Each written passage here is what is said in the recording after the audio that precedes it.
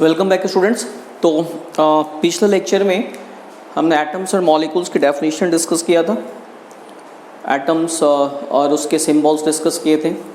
Atoms और molecules के बारे में देखा था कि एटम किसको बोलते हैं, मॉलिक्यूल्स किसको बोलते हैं, पॉली एटॉमिक मॉलिक्यूल्स क्या होते हैं, एटॉमिसिटी क्या होती है, इन सब चीज़ों को हमने डिस्कस किया था। नाउ अब एटम्स और मॉलिक्यूल्स हम जब डिस्कस कर चुके हैं तो अब तक जो कुछ भी हमने पढ़ा एटम और मॉलिक्यूल्स के बारे में, उसके अकॉर्डिंगली एटम और मॉलिक्यूल्स में बेसिक डिफरेंसेस क्या हो सकते हैं ये देखते हैं। तो atoms and molecules, atoms and molecules,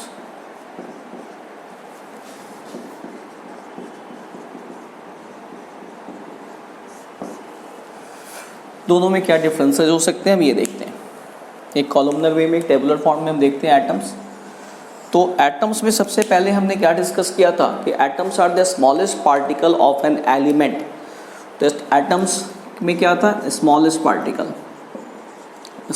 particle of an element, and here this is also smallest particle, but this is the smallest particle of a substance, and substance include both elements and compounds. So this is the smallest particle of a substance, or substance means it may be element and compounds. Okay, now atoms हमने क्या discuss किया था, मे और may not be capable of independent existence. Atom independently exist कर भी हो सकते हैं, नहीं भी, यानी फ्री स्टेट में मिल भी सकते हैं, नहीं भी मिल सकते हैं। तो मे और may not exist independently, and here molecule always exist independently, free state में ये मिलते हैं। तो that is capable of independent existence. Molecule independently exist करेंगे। Now the next difference, atoms are highly reactive. You can write highly reactive except कौन से, except the atoms of noble gases, except noble gases कौन से, helium, neon, argon, radon, जेनन, krypton, ये सारे noble gases में आते हैं। दे आर लेस रिएक्टिव, क्योंकि जब तक इनके बीच की बॉन्ड को ब्रेकअप नहीं किया जाएगा ये रिएक्शन नहीं करेंगे, तो they are less reactive. Now atoms के बीच में केमिकल बॉन्ड नहीं है। एटम है तो अगर एक एटम है तो वहाँ पे केमिकल बॉन्ड का मतलब ही नहीं है। लेकिन जब एक से ज़्यादा एटम्स मिलकर के मॉलिक्यूल्स बनाते हैं तो obviously in case of a molecules atom are held together by the chemical bond. तो here you can write no chemical bond, and here held together by chemical bond. Yeah, you can write atoms held together in a molecule. Atoms are held together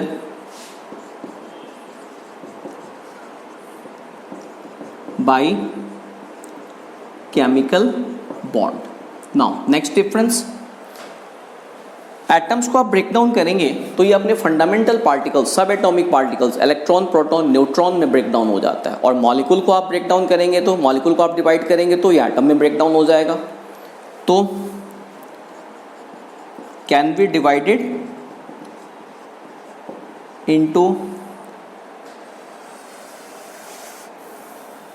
into सब atomic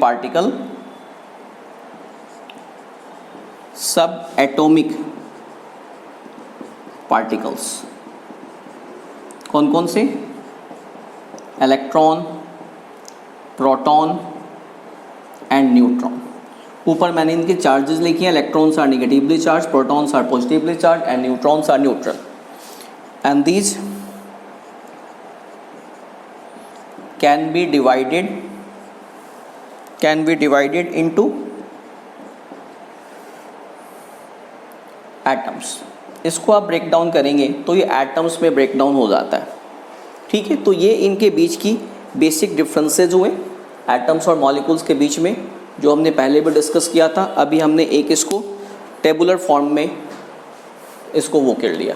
तो this are the smallest particle of element, this are the smallest particle of substance. Substance का मतलब element और compound दोनों हो सकता है।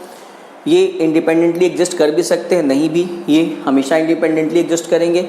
ये हाईली रिएक्टिव है, क्योंकि हमने डिस्कस किया था कि जब भी केमिकल रिएक्शंस होती है तो उसमें एटम अपना पार्ट प्ले करते हैं, मॉलिक्यूल्स नहीं, because molecules are very stable. तो ये यानी ये रिएक्टिव है और मॉलिक्यूल्स आर लेस रिएक्टिव। जब तक उनके बीच की बॉन्डिंग को ब्रेक डाउन नहीं किया जाएगा वो फिर रिएक्शन नहीं करेंगे, यानी जब तक वो एटम में कन्वर्ट नहीं होंगे रिएक्शन नहीं करेंगे। और एटम है तो यहाँ पे केवल अगर एटम है तो फिर यहाँ पे केमिकल बॉन्डिंग की रिक्वायरमेंट नहीं है। लेकिन मॉलिक्यूल कब बनेंगे, जबकि एटम्स के आपस के बीच में केमिकल बॉन्डिंग होगी, then the molecules are form. फिर इसको आप डिवाइड करेंगे तो सब एटॉमिक पार्टिकल और you can say fundamental particles में ब्रेक डाउन हो जाता है, इलेक्ट्रॉन प्रोटॉन न्यूट्रॉन में, और इसको आप ब्रेक डाउन करेंगे तो एटम्स में ब्रेक डाउन हो जाता है। तो ये हो गया एटम्स और मॉलिक्यूल के बीच का डिफरेंस। तब अब देखिए एटॉमिक वेट या एटॉमिक मास, एटॉमिक वेट या एटॉमिक मास की हम बात करते हैं।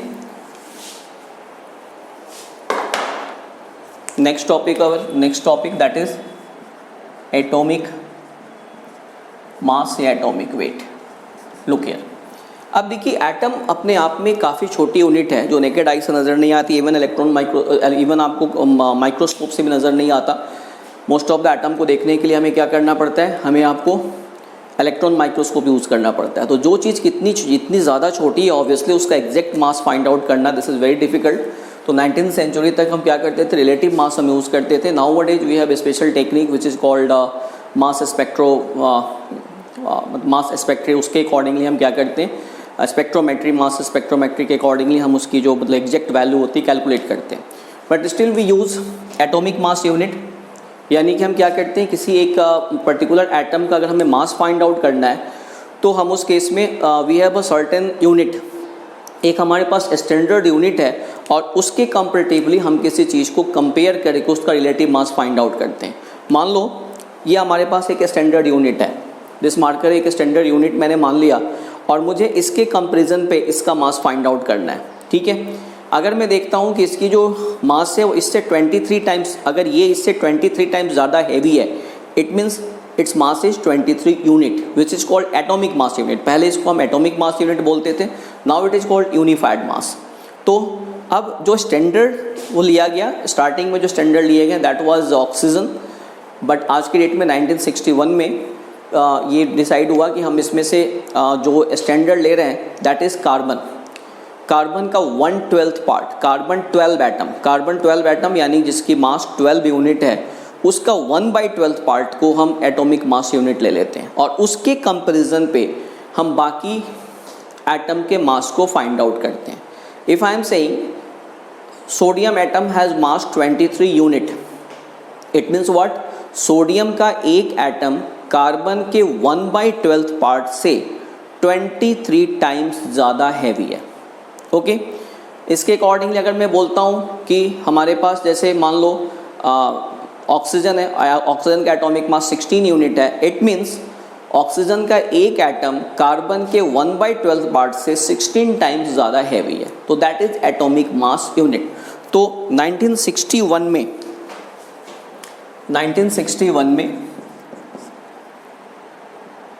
1/12 of C12 atom was taken as a standard.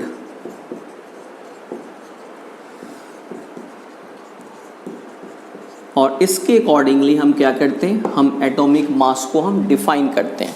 तो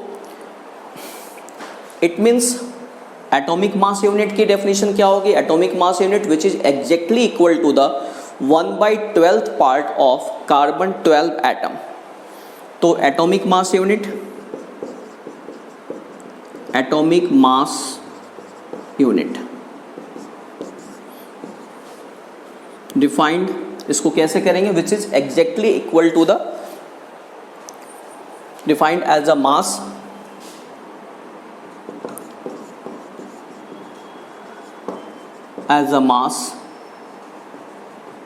exactly equal to the 1/12 part of C12 atom, C12 atom. और इसके अकॉर्डिंगली वही जैसे मैंने बोला, अगर मैं बोलता हूँ कि कार्बन हमारे पास सोडियम का एटॉमिक मास जो है वो 23 यूनिट है, इट मीन सोडियम का जो एक एटम है वो कार्बन के 1/12 पार्ट से 23 टाइम्स ज़्यादा हैवी है।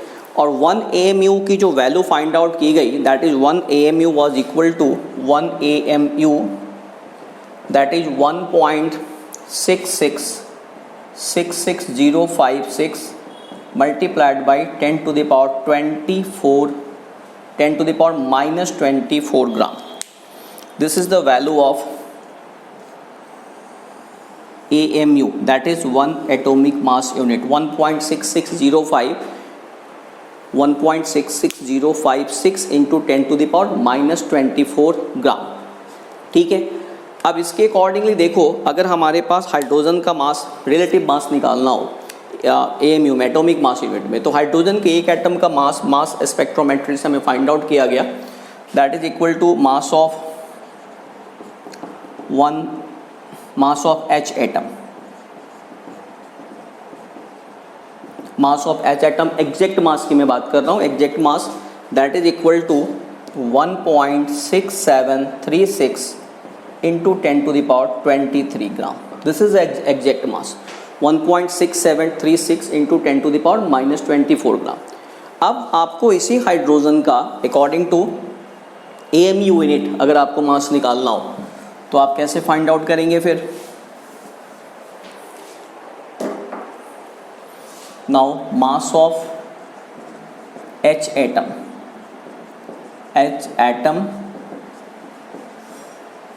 In terms of AMU, atomic mass unit के टर्म में आप कैसे करेंगे?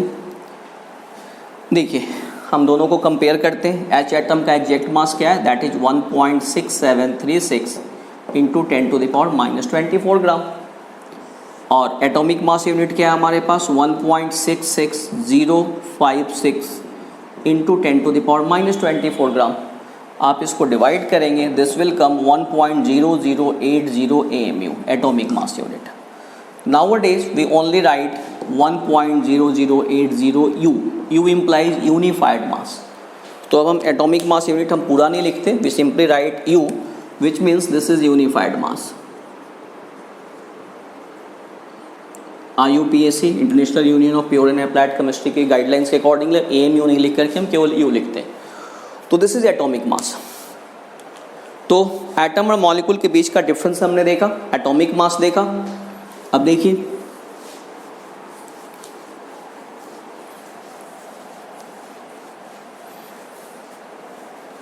नाउ द नेक्स्ट टॉपिक देखिए, हम देखते हैं, that is ions. Simple definition हम आयंस की देते हैं, charge particles are called ions. Charge particles are called ions. अब ऑब्वियसली चार्ज पार्टिकल्स हैं, तो चार्ज पार्टिकल क्या हो सकता है, नेगेटिवली चार्ज हो सकते हैं और पॉजिटिवली चार्ज हो सकते हैं। तो चार्ज पार्टिकल हमारे पास चाहे तो नेगेटिव चार्ज होंगे या फिर पॉजिटिव चार्ज होंगे। नेगेटिव चार्ज पार्टिकल्स जब इलेक्ट्रोलिसिस करेंगे तो किधर की तरफ जाएगा, पॉजिटिव चार्ज एनोड की तरफ, that is positive charge electrode की तरफ, दैट इज एनोड क्या होता है, पॉजिटिवली चार्ज होता है। तो नेगेटिव वाला पॉजिटिव की तरफ जाता है, एनोड की तरफ जाता है, that's why it is called अनायन। This is called अनायन। Positive charge किसकी तरफ जाएगा, कौन से इलेक्ट्रोड की तरफ, जो नेगेटिवली चार्ज इलेक्ट्रोड है, और नेगेटिवली चार्ज इलेक्ट्रोड को हम बोलते हैं कैथोड। तो दैट्स व्हाई पॉजिटिवली चार्ज को हम बोलते हैं कैथोड।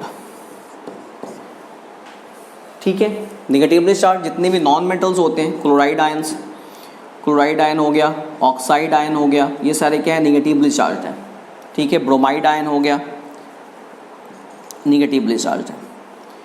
और इसके अलावा आप पॉलीएटॉमिक आयंस की बात कर सकते हैं, सल्फेट SO4 2-, नाइट्रेट NO3-।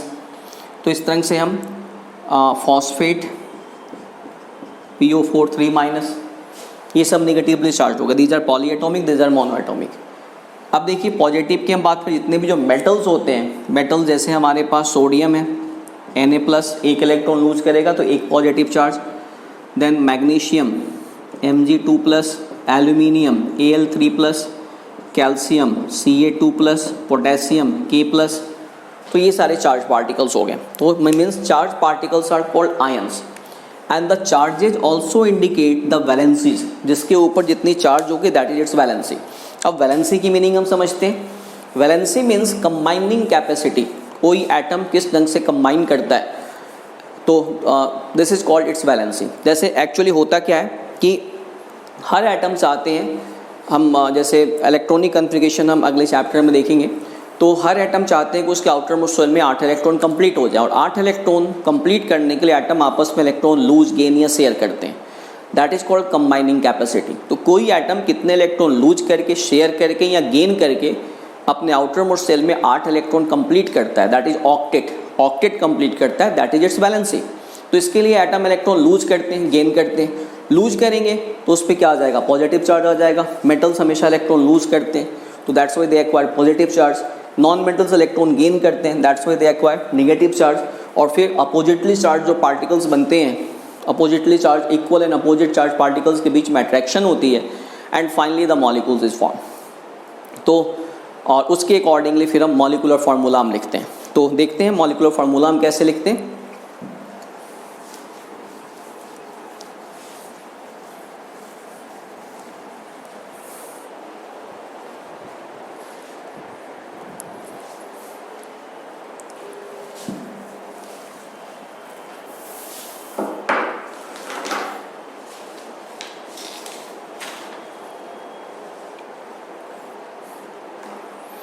चलिए, तो पहले मॉलिक्यूलर फार्मूला के हम डेफिनेशन देखते हैं।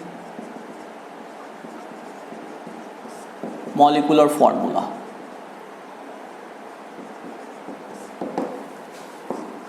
Molecular formula represents one molecule of a substance. Again substance, substance में क्या हो गया, एटम, सॉरी मॉलिक्यूल और कंपाउंड्स दोनों आ गए। One molecule of a substance, element और कंपाउंड्स दोनों आ जाएंगे। One molecule of substance represents, more accurately we should write, represent the composition of one molecule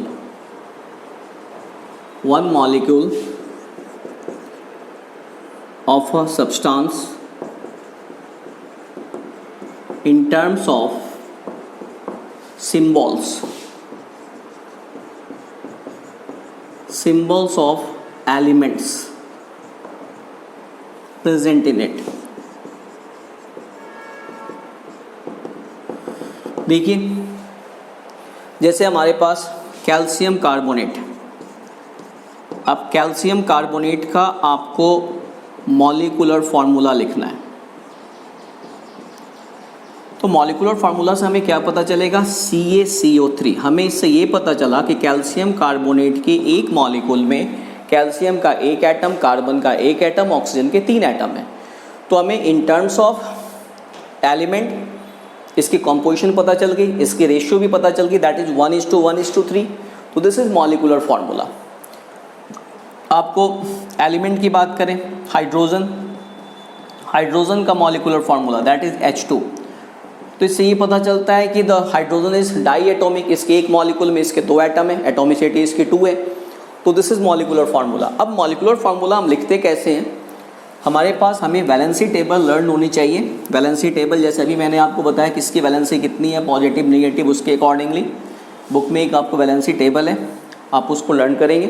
यहाँ मैं कुछ एग्जांपल देकर के आपको मॉलिक्यूलर फार्मूला कैसे लिखते हैं एक्सप्लेन कर रहा हूँ। जैसे देखिए मॉलिक्यूलर फार्मूला हम लिखेंगे कैसे, तो मॉलिक्यूलर फार्मूला लिखने के लिए जैसे कोई भी एक हम कंपाउंड लेते हैं, मैं लेता हूँ एल्यूमिनियम क्लोराइड। अब आप देखिए, आप जब वैलेंसी टेबल में देखेंगे तो एल्यूमिनियम के ऊपर 3+ चार्ज है और क्लोरीन के ऊपर -1 चार्ज। तो पहले दोनों का हम सिंबल लिखते हैं, Al, क्लोरीन का Cl, और दोनों के जो चार्जेस हम इसको यहाँ मेंशन करेंगे। कितना चार्ज है इसके ऊपर? +3। आप positive sign, positive negative sign को मेंशन करना ज़रूरी नहीं होता, आप कर भी सकते हैं। Here what? -1। अब क्या करते हैं, इसकी वैलेंसी से हम इसको मल्टीप्लाई करते हैं, इसकी वैलेंसी से हम इसको मल्टीप्लाई करते हैं, और इसकी वैलेंसी से हम इसको मल्टीप्लाई करते हैं। देखिए we get AlCl3, this is aluminium chloride. In the same way हमारे पास दूसरा एग्जांपल है एल्यूमिनियम ऑक्साइड। अगेन देखिए वैलेंसी टेबल में आप देखेंगे तो एल्यूमिनियम 3+ और ऑक्सीजन के ऊपर 2-। तो वही पहले हम दोनों का सिंबल लिखते हैं, एल्यूमिनियम 3, दिस इज 2। आप इससे इसको मल्टीप्लाई करेंगे, इससे इसको मल्टीप्लाई करेंगे, we get Al2O3, this is aluminium oxide. और भी एग्जांपल हम लेते हैं, देखिए सोडियम सल्फेट। अब देखिए वैलेंसी टेबल में आप देखेंगे सोडियम के ऊपर +1 चार्ज और सल्फेट 2-। दोनों का सिंबल पहले आप लिखिए, सोडियम एंड सल्फेट 1, 2। आप इसको इससे मल्टीप्लाई कर देंगे, इसको इससे मल्टीप्लाई कर देंगे, क्या हो जाएगा फॉर्मूला? Na2SO4। तो इस ढंग से हम मॉलिक्यूलर फार्मूला हम लिखते हैं। कुछ और भी एग्जांपल हम देखते हैं। हमारे पास हमें लिखना है कैल्शियम कार्बोनेट। अब देखिए calcium 2+, carbonate CO3-। This is calcium, this is carbonate. ये +2 -2 एक दूसरे से कैंसिल हो जाएगा। आप क्या करेंगे, आप दोनों को 2 नहीं लिख करके आप सीधा CaCO3 लिख देंगे। तो इस ढंग से हम मॉलिक्यूलर फार्मूला को हम लिखते हैं। एक एग्जांपल में और लिख देता हूँ, ammonium sulphate, ammonium sulphate, ammonium NH4, NH4+ होता है, अमोनियम NH4+, यानी एक है। और सल्फेट अभी देखा हमने SO4 2-, this is sulphate SO4 2-। तो ये 2 हो गया, ये 1 हो गया। कैसे करेंगे आप, इसको इससे मल्टीप्लाई, इसको इससे मल्टीप्लाई, क्या आ जाएगा हमारे पास? NH4 whole twice SO4, ammonium sulphate. तो इस ढंग से हम मॉलिक्यूलर फार्मूला हम लिखते हैं। तो आज हमने एटम और मॉलिक्यूल के बीच का डिफरेंस देखा, एटॉमिक मास यूनिट हमने डिस्कस की, वैलेंसी हमने डिस्कस की, आयंस डिस्कस किया, और मॉलिक्यूलर फार्मूला हम कैसे लिखते हैं ये हमने देखा। इसके आगे के टॉपिक फिर हम नेक्स्ट क्लास में डिस्कस करते हैं। Thank you.